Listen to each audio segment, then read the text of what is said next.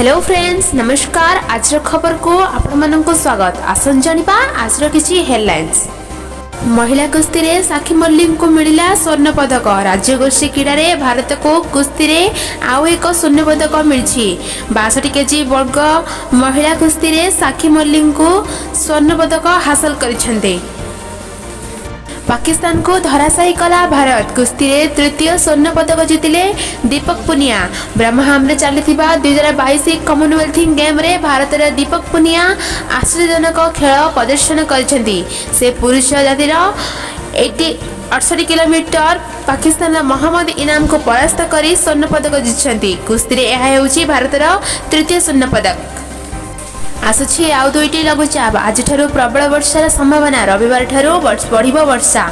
प्रथमटी आसंता 7 तारिख में सृष्टि हेबा नै आकलन करा जाउथिबा बेले द्वितीयटी 13 ରୁ 14 तारिख मध्य हेबो बोली कहा जाउछि। एनै पाणीपाग विज्ञान केन्द्र पक्षरु सूचना मिलिछि। बंचीजिबे हार्ट अटैक रोगी जीवन। हृदघात होइथिबा व्यक्ति को बंचाइब किम्स डाक्तर संजीवनी गैरेज। यही सब जटिल समस्या को दृष्टि रखी किम्स डाक्तर माने एक प्रभावशाली प्रजुक्ति विद्यार विकास करिसेंती। एहार नाम रखाଯାଇଛି कार्डियो पोलेक्नारी रिसाइटेंस प्रोड्यूसर।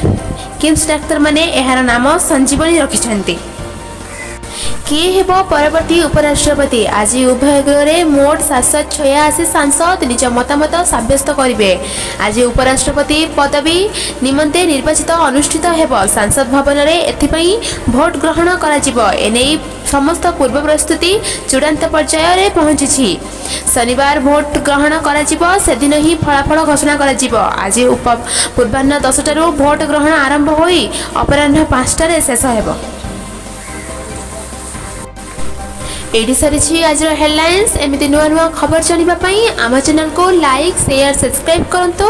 पाखरे थिबा बेल आइकन को दबाई ऑल उपरे सेट कर दियंतु। विदाय दियंतु। नमस्कार।